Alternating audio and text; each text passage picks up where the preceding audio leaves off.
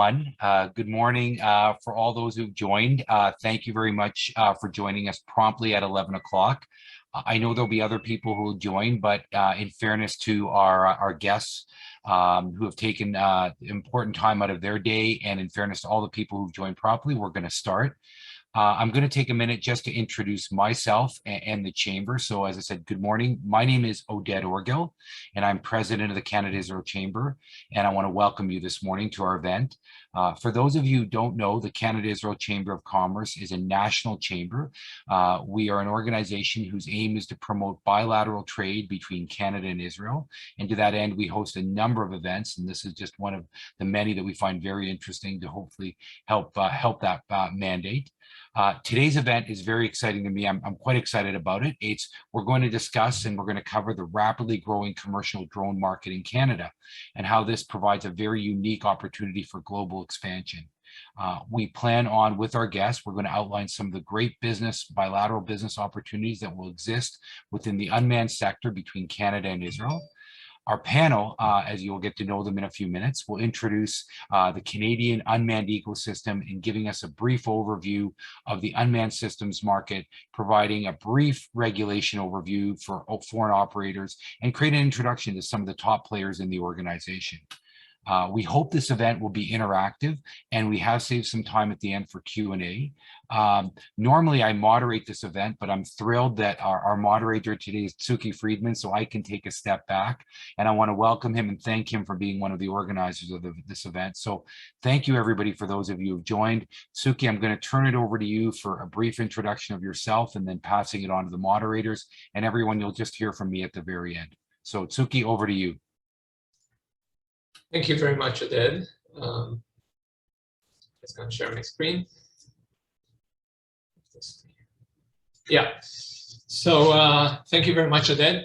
As you said, my name is Tsuki Friedman. I'm the co-founder of Radar V. We are developing basically detect and avoid for BVLOS, beyond visual line of sight operations. And also I'm involved in some business development between Israel and Canada. So just to give you an overview of the webinar that we created, our goal here is to give a company from Israel just a brief understanding of what to expect if you want to come into Canada. We're going to cover a few topics, the first of which would be an introduction to the Unmanned Systems Canada organization. Afterwards, we're going to jump into some regulatory aspects of operating RPASs in Canada. By the way, RPAS is the term for drone or UAV. I know it's not that used in Israel, so just to get everything cleared. And then we're gonna touch up with two companies, Indra Robotics and Fixar, who's gonna give some of their experience, both coming into Canada and also operating in Canada and operating globally, and talk about the advantage of the Canadian market. So without further ado, allow me to introduce this first speaker, which is Declan Sweeney. Declan, please. Hi, everyone. Thanks for this opportunity. Really appreciate it. I'm going to share my screen and jump straight in.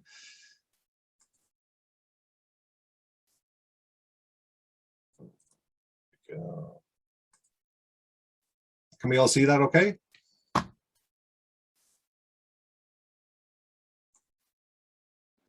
Sure can, Declan. Looks good. Looks good. Okay. Brief introduction. It's not about me here today, but I'm here to represent Unmanned Systems Canada, System Telecommanding Canada. I'm, as I said, my name is Declan Sweeney. I'm the executive director.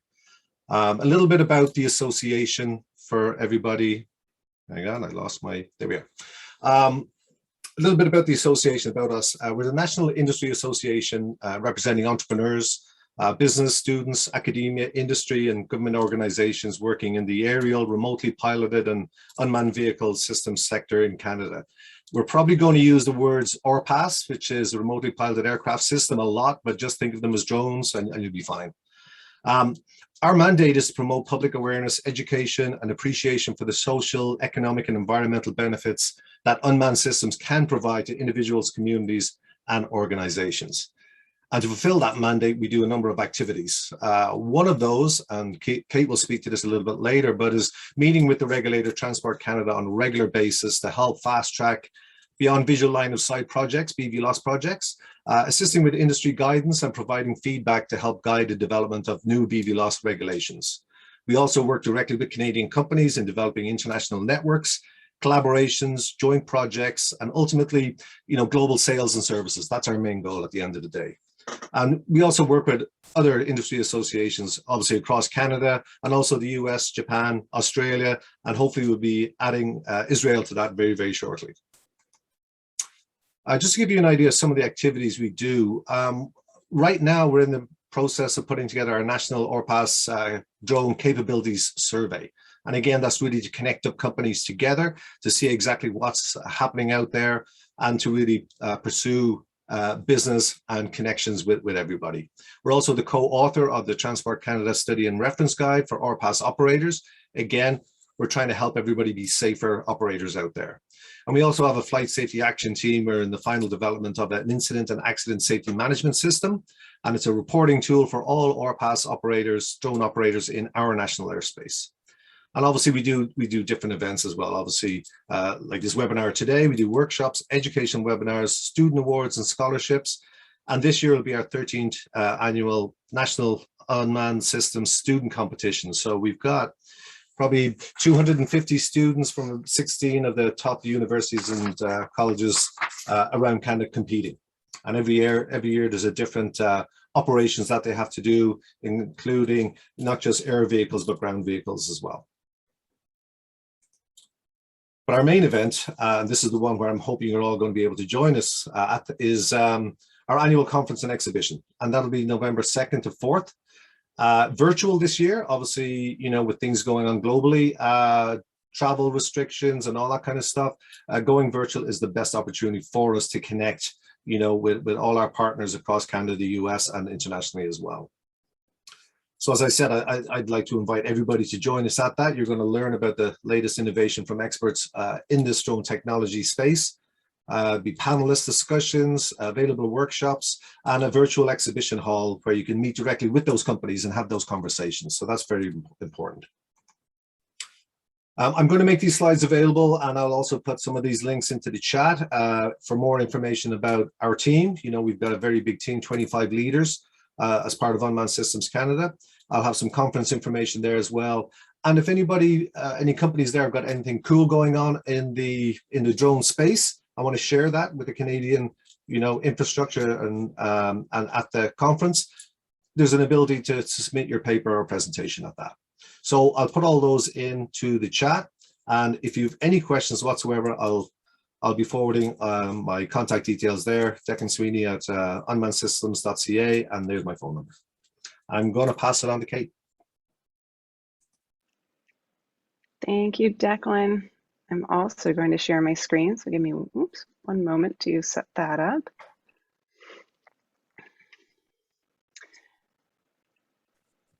I'm very happy to be here. I was clicking through the participant list. I see lots of familiar names and lots that I don't know yet, so that's great to see. Thank you all for being here. My task today, the goal, is to introduce you to the operating environment within Canada, some of the specifics around the regulation and the airspace, give you a little bit of context for what operating RPAS or drones looks like within Canada. So first, just a brief bit about me so you know why I'm justified to be here talking to you about this. So I'm an RPAS education and regulatory consultant. I'm also a director on the board of Unmanned Systems Canada, so part of those 25 that Declan mentioned. I'm also a director representing British Columbia and the Yukon with COPA, which is the Canadian Owners and Pilots Association. I fly airplanes as well, commercial airplane pilot. I was a flight instructor for many years, been in aviation since 2007 and working with drones since 2014. So a bit of the Canadian landscape. Want to familiarize you, if you're not already, with some of the main players, some of the big names that you'll want to be familiar with if you're bringing operations to Canada.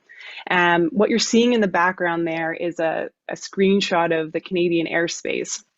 So anything that is colorful is has some sort of classification. Anything that isn't is what we call Class G. I'll get into that a little bit more. It's uncontrolled airspace. So you can kind of get a bit of a feel for where people are located, because we're kind of following along those colorful blocks too, but also where the openness of the geography and kind of the opportunity that that provides as well. So there's a few Canadian aviation authorities that you'll want to be familiar with, at least by name. The primary one at first there is Transport Canada. That's our federal regulating body. They cover not just aviation, but also marine, road, and rail. And within that, under Transport Canada Civil Aviation is the RPAS task force. And they're the folks that are working hard to craft regulation, work with the current structure, and enable operations for our RPAS pilots in Canada. Another organization is NAV Canada. It's a private organization that's been delegated the responsibility by Transport Canada to manage that airspace system that we saw on the previous slide. Another group, particularly important for those that are going to be bringing RPAS from outside into Canada. This will probably be of interest. For pilots, there is a certification you can have, but Innovation, Science and Economic Development Canada, or ISED, they are the ones that are managing the radio spectrum. So that will be important for those manufacturers. And then there's regional enforcement as well. So we have the RCMP, Royal Canadian Mounted Police. There's also city police, bylaw officers. They also work to enforce the Canadian aviation regulations alongside Transport Canada. And then just a bit of a brief history of RPAS in Canada. It's been this ongoing cycle of technology doing great things and then regulation working to keep up, and then technology doing great things and then regulation working to keep up. So we're right at the kind of tip of that arrow on your screen. We now have formal regulatory framework that incorporates RPAS into the aviation structure that has existed safely in Canada for decades. We have certifications that I'm going to get into shortly. And now we're looking into the future. Where are we going next? We're looking at beyond visual line of sight, that's BVLOS, looking at autonomous aircraft, and getting into larger and larger unmanned systems as well. So let's talk a little bit more about Canadian airspace. We have classes that are identified with letters. So we have A through G. As an RPAS pilot, for the most part, at least in the next few years, Class A and Class B probably won't encounter unless something has gone really wrong. They're quite high level airspace. Class A starts above 18,000 feet, 18,000 feet. Class B above 12,500 feet. So they are high level, and you don't see those identified on that photo in the background there. As I mentioned before, the majority is Class G. Class C through E offer different levels of control and tend to be centered either around airports, like you kind of see those circles in the background there, or they will be connecting the circles, providing those highways in the sky. Then we also have Class F, which is a bit of a special case. It's for special use airspace, including advisory airspace, danger areas, and other restricted airspace. And those are some of the like polygon shapes. You can see, I'll see if I can get my mouse on here. There's a couple out here. This is actually around the testing site. That's the next bullet point there. There's one out here. There's one in Alberta, and then there's one in Ottawa as well. So Class F has some specific application. It's used for a specific thing, perhaps military use, perhaps RPAS testing. So there are specific classified areas for that within Canada. So I mentioned briefly some test sites. We're really fortunate in Canada to have some fabulous test sites, including Area X.O in Ottawa. There's the CAD in Alma, Quebec, and then in Foremost, Alberta as well. These are areas where RPAS manufacturers can come in, and there's infrastructure that's been established to help test different scenarios for different RPAS. So you can think sections of highway, sections of rail, buildings, car accidents, different technologies, different communications facilities that exist there, runways and that sort of thing, so that you can run the gamut of tests on the RPAS and do some real life testing before going to commercialization. And then into my jam here, the knowledge requirements for drone pilots and what that regulatory framework looks like for getting trained and tested and certified. There's been a lot of changes in this for our past pilots, Canadians and for foreign pilots operating in Canada, even up until the last couple of months. As of 2019, June 2019, Canadians had formalized regulations that are really risk-based regulations for getting certified. So there's regulation around the pilot, there's regulation around the product, and there's regulation around the procedures that are being followed. And the two basic categories are basic and advanced. And they really depend on the weight of the RPAS and how complex the area of operation is going to be. If it's under a certain weight, they're micro RPAS, micro drones. Under 250 grams, there's no formal certification that's required, and that applies to foreign pilots operating those aircraft as well. Once you get above 250 grams and up to 25 kilograms, you will fall into either a basic or advanced category. For foreign pilots, you will require what's called an SFOC, a Special Flight Operations Certificate, regardless of which of those two categories you're falling into. But it will depend, you can get an SFOC for basic operations or an SFOC for advanced operations. And the process for you, they are individually held certifications, so you would pursue it as an individual pilot rather than an organization or a group. And you would write online the Transport Canada written exam for the appropriate category. And if you're pursuing a basic certification, you would take that exam result and you would apply for your SFOC. And that process goes through Transport Canada, and they will issue your Special Flight Operations Certificate for the period of time that you've requested that for, usually no more than a year at a time.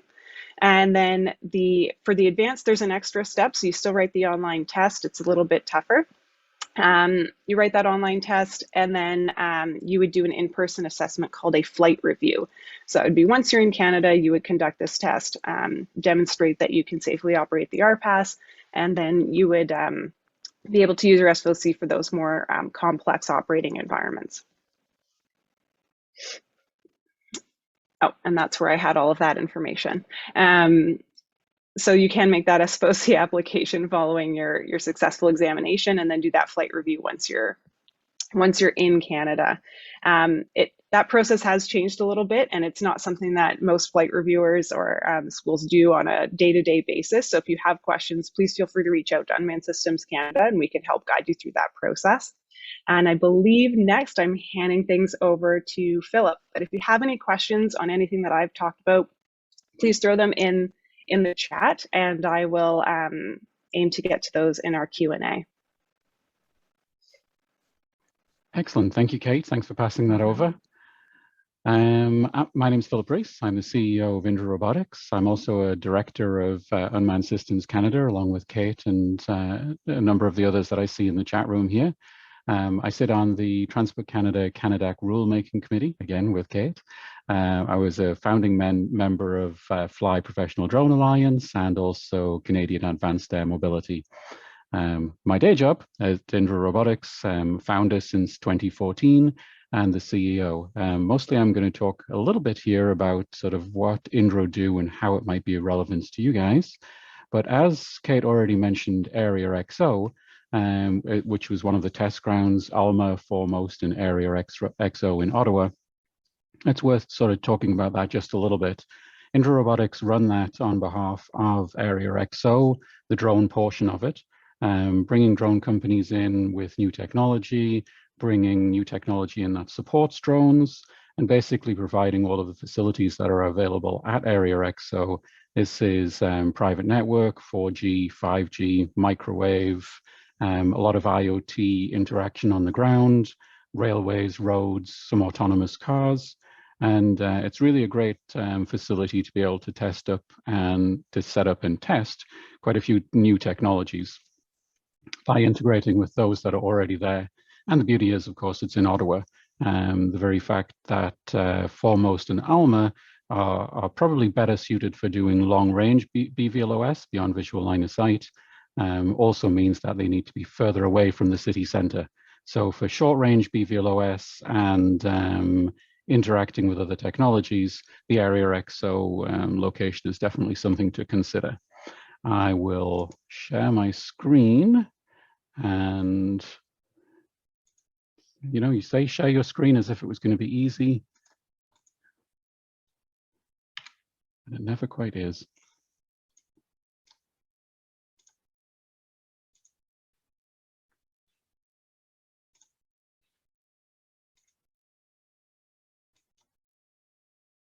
There we go. Hopefully you can see my screen. I did have a picture of narwhals on there before, but there you go. I'm presuming everybody can see my screen. Stop me if you can't. Looks good, Philip. Thank you. So what Indra Robotics do that might be relevant to the group here is we're not just a drone company. We really bring in all sorts of different drone and robot solutions into the market. We've certified products from other companies internationally, including Nokia, Ericsson, Rogers, Microsoft, Google, and Honeywell, where they have had a piece of technology, perhaps not within Canada, or within Canada, but not certified in the drone industry. And we've brought it in, we've ran a battery of tests on it and managed to register and certify it with Transport Canada, often it being a drone platform, but also being ancillaries, payloads, docking stations, DAA devices, detect and avoid, that is.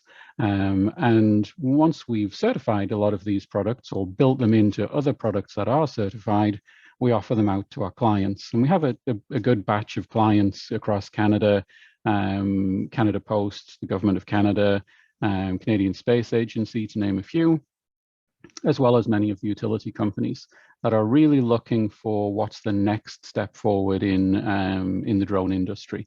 So we'll bring in these clients and show them off the new technology and see how they could possibly integrate it. So when we are talking about incubating new ideas or integrating ideas into the drone industry, we really welcome input from groups such as the Chamber of Commerce here and their members to be able to bring that technology here for us to show it off to our clients and hopefully obviously move it down the path towards commercialization and a sale. We maintain our involvement with that product as much as possible, integrating it into our own systems and then offering it out as a service. We are also a service. We are also a service provider.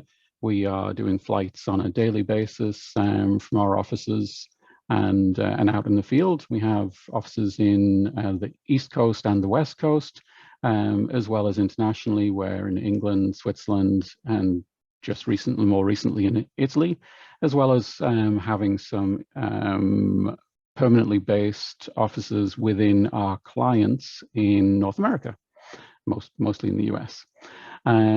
What I'd like to do here is just a brief introduction to one of our projects that we've got on. It's one of the bigger ones, but the idea is to show you basically that we have a 4-year plan to get from where we are now to this bigger goal and how we're looking for other technologies to come into play.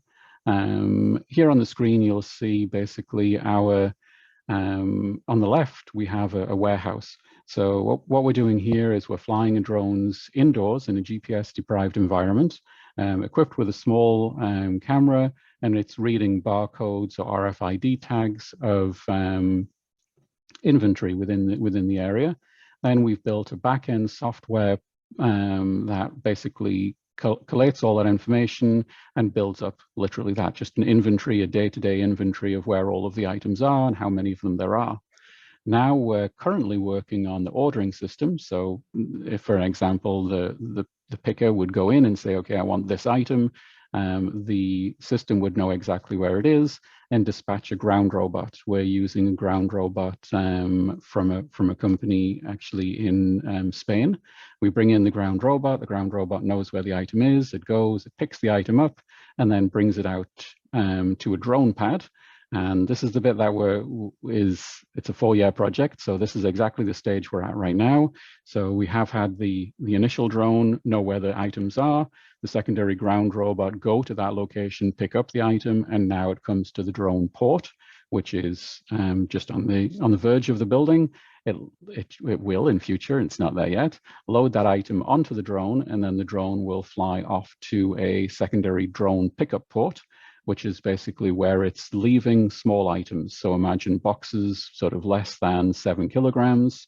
It puts them into the bottom, and then there is a logistics system that starts to feed those items out to the top of the drone pickup box for a second drone to fly in, pick them up and fly away. Now this portion we were already working on at Area XO. We have 2 systems, one in from Valkyrie in the US and one from IDU in the UK, where we already have a drone port that looks like sort of the size of an English telephone box. The drone comes, lands on top, picks up those items, and then flies it off to its end location. Its end location is obviously beyond visual line of sight. So we've been working very closely with the regulators over the last 8 years to establish how to do those things beyond visual line of sight. We have had many SFOCs, the Special Flight Operation Certificates that Kate was talking about, to allow us to fly beyond visual line of sight. But there's still quite a long way to go on detect and avoid and UTM, the traffic management systems, to allow us to do this on a more regular basis. And also, as we move into that further flight, which would be from the drone pickup box to the hospital, we are looking at heavier lift drones. So this was really the impotence here is to bring medical supplies to a hospital as the first project that we have. And like I say, it's a 4-year project. We're 18 months into it and progressing quite well. But this is a call out, I guess, to all those companies that have the technology that we need on the UTM side, the heavy lift and the DAA, that we're looking actively for solutions now to be able to introduce to the Canadian market. So if you have those, please follow Declan's request there to get in touch with Unmanned Systems Canada, and we'd be happy to bring you into the project and see whether there's a viable opportunity there to further things. That was my brief spec on sort of who Indra is and how we're eager to work with other companies in the industry, not just in the drone industry, ground sensing, ground robot, IoT. Please bring them along. Canada is open and eager to do business with all of these cool technologies. I'll wrap it up there, and I believe I'm handing over to Julia. Yes, right. Thank you so much, Philip. I like this project you just talked about. Thank you so much. It looks amazing. So hello, everyone. Again, my name is Julia, and I represent Fixar. So I'm Global Expansion Director at Fixar and also the Special Advisor at Unmanned Systems Canada. So let me share my screen. I'll walk you through a few slides I have here. So I'm here to share briefly about our experience of Fixar, how to break into Canadian markets, and what we do, and how easy or not easy it was. We're still in this process. So like I said, I'm Global Expansion Director at Fixar. Fixar is Latvian software and aircraft design developer powering commercial autonomous UAV market. We actually started our business in 2018, and over this 3.5 years, we've completed R&D from scratch and delivered all the complete solution to for the industrial applications to the market. Now we have over 40 dealers in the different countries, and our drones work in over 20 different use cases in the different industrial applications. Although we started our sales only a year ago, we already have a little bit of experience on the global market. So this is actually Fixar, our flagship model 007, and Fixar actually stands for fixed angle rotors, our core technology we use in our solution. This is VTOL, so vertical takeoff and landing platform. We have patented design. That's actually hybrid design. We took all advantages from planes and copters without their downsides. And that's why its performance characteristics are quite outstanding. Now it flies up to 60 kilometers, up to 60 minutes. and on one battery charge. Its maximum takeoff weight is 7 kilograms. That's why it Pixar 007 with a payload capacity of up to 2 kilograms. It's totally autonomous, so you don't have to use any sticks or any manual control. There is no any complicated mechanism, so it's very simple, reliable, and up to 5 times more efficient than average copter or average plane. And that's why our clients value this solution so much. I'll give you a quick idea of how we started our operations in Canada and why actually we chose Canada. So first of all, the numbers tell it all. It's $5 billion market. If we speak about the drones, saying like USA market and Canada all together. Secondly, this market is full of the early adopters. When you're a startup, when you're a very young tech company like Pixar is, it's really crucial to find the early adopters and start the different missions, test flights, to test the different use cases. And Canada, what we found from our experience is the top market for the technology companies who wants to get as much experience as possible. So one more thing, Canada is the market of with the one of the most advanced regulation in the drone space. You already heard Kate, you heard the projects from Philip.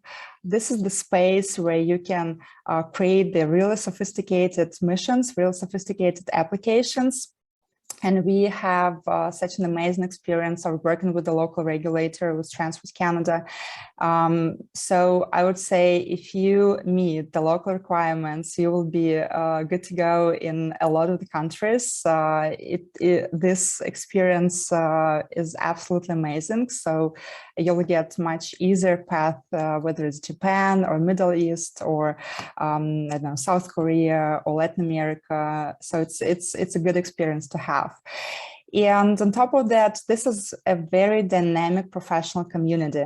So that's, I would say, number one, what you need when you try to start the operations in the complete new market for you. If we speak about the lessons learned, first of all, I would highlight that to find the right partner when you're trying to penetrate the new market for you is the key tool, is the first step. So in our case, that's absolutely Unmanned Systems Canada, the association in Canada. And we actually started our operations in Canada about a year ago. I remember very well how we applied for the speech at the conference, and Declan already announced that we are in the process of collecting the applications from the different speakers. So please consider participating in Unmanned Systems this year. It's really a good step in order to fill the market, to get the understanding how it works, to learn from the community. Secondly, cooperation, like I already said, cooperation with the local professional community is the key tool, right? Again, in our case, as we are the platform developer, to get to know and meet the local requirements and to be on the radar, so the regulator is one of the important tasks you have to think about. It really helps to collect the feedback, collect the questions, to provide the answers and react rapidly, and bring even more advanced solution to the market. I really recommend to start with Canada, just to get the understanding if you're the good fit for the regulatory overall. So finally, of course, as the Canada is the very saturated market with the really professional, nice solutions in terms of the unmanned systems, different platforms, RPAS, you should understand the key features you have, how you compete to the others, how you outstand among them. And this targeted and focused on marketing and business development activities will be really, really helpful for you. So I'll be happy to share something more if you're interested. Briefly, of course, when you just starting the penetration to the new market, you always think it will be a very nice place in order, and you know what to expect. Actually, it's not like this, but this experience is absolutely worth it. So good luck to everyone who want to start the operations in Canada, and I'm happy to answer your questions here. And we are getting back to Zuki. Yeah, I'm back on. Thank you, Julia. Yeah, so we have a few questions. So we're just going to sort them out and start tackling them one by one. Thank you to all of the speakers. And we're just going to dive into the Q&A. So there is a question here which is split into two in regards getting both pilots and platforms into Canada. So maybe we'll split it into two questions. The first one I'll probably ask Kate. Can you talk a little bit about what is the difference, or what is preferable in terms of getting a foreign pilot to operate in Canada versus getting a Canadian pilot to operate a platform that comes out of Canada? Gotcha. Yeah, it's a good question. I think there's some scenarios where both make sense. Both are like, one's probably easier than the other. And I'll let Yuli kind of tackle this from the RPAS perspective, but from a certification process, this summer, there's some changes that Transport made to this applying for the SFOC and being able to access the exams that I think make the process a lot more straightforward for foreign pilots to come into Canada. It was kind of like, this is the process we're going to use now. And then when this thing works, then we'll do it like this. And then when this thing happens, then we'll do this. So all those pieces have kind of shuffled down. We've figured it out. We've now got a path forward.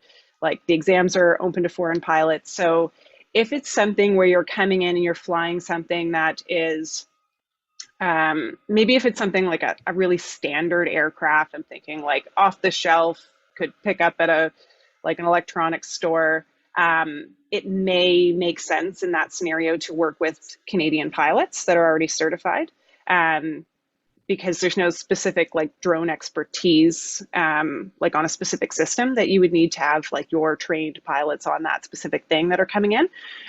It may make sense in that scenario to just work with some Canadian pilots, and USC can work to connect you with those as well. If it's something where you've got really specialized equipment that you're looking to work with, then and you've trained up your pilots and there's not too many that are certified on that particular aircraft, it's not impossible for you to get those pilots certified to operate safely in Canada and operate legally in Canada. So that may be a scenario where it makes more sense to train up your pilots, whereas if it's something where it's we just need to run this DJI Phantom for half an hour to test something out, then it might make more sense to work with some Canadian pilots in that scenario. Thank you, Kate. And now maybe pass it to Julia from the other side of the question. If I'm bringing an RPAS or a drone into Canada, what's the process that they need to go through, or what the process you guys went through in order to get it approved to fly in Canada? Right. Thank you so much. Very good question. So actually, first of all, we've investigated all the information from the Transport Canada website. There is the section how to choose the right drone. So you can, it gives actually a lot of the food for the brain to understand where you are in terms of the local regulation and what type of requirements you have to meet. Secondly, it's always good to, to talk to the experienced people who already did this several times, like Philip, for example, and they have tremendous experience and can navigate you through all this process. So we've been working hard on the pile of documents like operation manual, maintenance manual, training, etc., etc. And we've completed this procedure pretty quickly during a few months, I would say. We applied all the documents digitally and were proven actually quite quickly. And finally, you will see the name of your platform if you're the developer on the list of the approved solutions by Transport Canada on the website.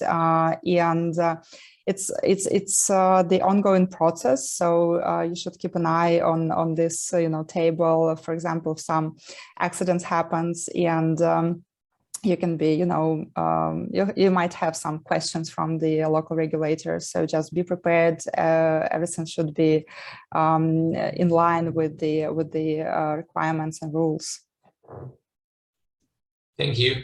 Thank you, Yulia. So, Philip, I saw that a question arose in regard to your slides. When a drone operates for a hospital, does it consider as a medical device, or what's the status of such a system?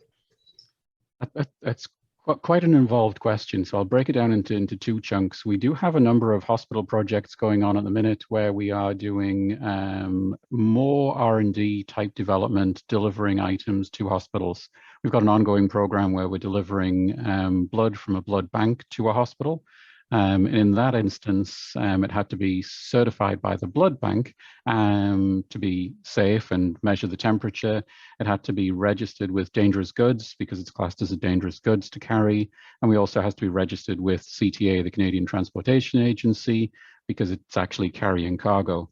That doesn't, however, make it a medical device, though. Being a medical device has quite a level of other certification. We went through the medical device certification process for an AED, defibrillator, that we are putting on a drone. And we're working very closely with a company in the US called Zoll, who are doing that certification. So we actually turned that back around to the manufacturer of the medical device and had them integrated into a drone rather than going at it from the drone point of view of trying to integrate a medical device. So the cargo is still classed as a medical device as far as the hospital, but not the drone. Okay, thank you. It's kind of an interesting topic because I know that there is a very similar process happening in Israel of not as complex as yours, but the concept of using drones for delivery of medical samples. I know that such a process exists right now, so it's kind of interesting to hear that the same thing is happening in both sides of the ocean. And then moving forward, there was a question about what are the actually advantages of coming into Canada and operating or bringing drone and unmanned systems into Canada. So Philip, maybe you have a lot of experience in this regard, so maybe you can elaborate on that. Sure. I think a lot of international companies select Canada to do their development, as Yulia did there, because Canada does have certain advantages, other than the fact that it's a giant country with lots of airspace, of course. So you can work through the map testing, as Kate showed in one of her earlier slides. We have lots of open airspace, Class G airspace that allow you to really sort of spread your wings, as it were, and then you can move into the Class C and controlled areas as you go through the certification process. So I think Canada's good because of the very fact it's Canada and it's so big, because we're so diverse. It's easy to test all sorts of weather, from the East Coast to the West Coast to the far north. You definitely don't need a wind tunnel or a freezer up here. You can just select the area you want to fly in. So there's all of the weather testing that you can do here. But mostly I think they come because the regulator is open. The regulator has been looking at beyond visual line of sight for quite a few years. They know the process. They work with new technology. They have invited industry into the rulemaking. So it's not as if they're regulators who don't understand what the end goal is. They're open for companies coming in, and they recognize that companies have to invest money to get the technology to the level that Transport Canada will be comfortable with it to be able to issue it as safe. So they give a roadmap of, how are we going to take on new technology? How are we going to encourage it or allow it to fly in these test areas? And then how are we going to give those special flight operation certificates to get it out into the world? And that process is all covered under the fairly standard SORA program, the JARA SORA program that I think most people are familiar with. But Transport Canada have adopted that and really will issue those special flight operation certificates. So it's the, I don't know how to say lenient, it's the It's the regulators who work with industry to get to the end result. I think that's why. And then beyond there, of course, we've got industry that is eager to accept drone technology. You know, we are doing static infrastructure now, big long power lines. We've got endless highway, of course, that needs regular maintenance, bridges that need to be inspected. So we do have a lot of the infrastructure that that needs drones, and a lot of companies that are prepared to invest in getting it to that end solution. And then, of course, there's always the one everybody looks at. You know, we're America's cousin. We're right here. If you get it approved in Canada, it's a lot easier to move it down into the US. And that's mixed results for us. I mean, the FAA and Transport Canada do work closely together, but it doesn't always mean if you get one, you get the other. Thank you for that. There is an interesting question here. I know that I could talk about it a lot, but it's specifically regarding how does the Unmanned Systems Canada view the non-requirement for ADS-B in general aviation. So does someone want us to take this one? Kate? I can jump in a little bit on this, I think. Yeah, I haven't been on all of the RTM action team, to see what all the developments are going to be. I haven't been a part of all those meetings, but I know that there are some specific challenges in Canada, looking at, you know, coming back to that geography and not having a lot of the same coverage that you might see in the States, to be able to enable some of that technology. And then also the, you know, the requirements for ADS-B in versus ADS-B out, and who's receiving that information and who's able to take it in and actually digest it and work with. And so there's a lot of moving pieces that come in, and ADS-B is a solution or an option. I don't think it's necessarily the solution, and you can't solve all the problems with it, but I don't think it's necessarily off the table in terms of what's being looked at to enable BVLOS. But I think because we have the, you know, the geography can work to our advantage, but also not. You have these wide open spaces. We can look at other tools to enable BVLOS in specific corridors and that sort of thing, where, you know, there's other tools that we're using to keep that separation between manned and unmanned aircraft, and keep everybody safe. Yeah.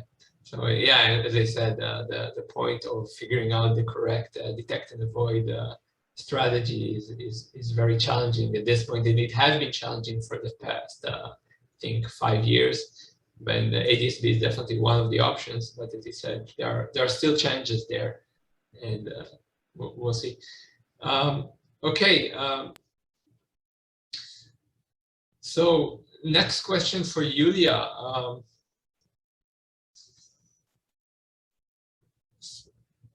So working in different countries, what's the main difference? Or what did you see? What did you discover once you came specifically into Canada?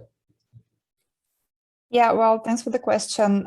First of all, it's tremendous support from the professional community, and it's the curiosity to the new technologies, I would say. So as I mentioned during my presentation, this is the market of the early adopters, and it's so great when you're the startup from the overseas and you look for the support and opportunities in the other locations. It's really supportive environment, and like Philip said, it's a great country. It's so diverse, so we can test any type of use cases, whether it's power lines monitoring, whether it's oil and gas pipelines, or agricultural fields, or even flight somewhere in the mountain terrain.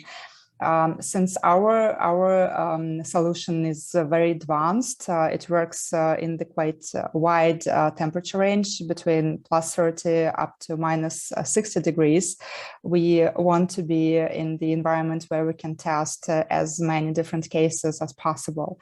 So that's really advantages for us to be in Canada. Okay, thank you for that. Let's see if we have anything else. Yeah, okay, so I think that was the end of the questions. just to summarize what's next, as Declan said before, the Unmanned Systems Camera Conference is coming up soon. And if you want to register, please do so. I think we will do an effort parallel to that to maybe do a specific session with Israeli companies. And also we'll try to do a very similar webinar to this one, only from the other side. So basically bring Israeli companies and try to introduce them to Canada more directly and show the solution that we did here.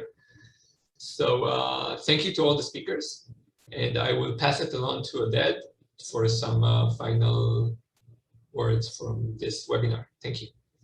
Suki, thank you very much. And yes, I'll be very quick. So again, I would like to repeat what Suki said. Thank you to all the presenters. I found it very interesting, and it was great to hear from all of you. And I know what's interesting, it's wonderful with these opportunities that we are really now an international organization. Suki, I think, is in Tel Aviv.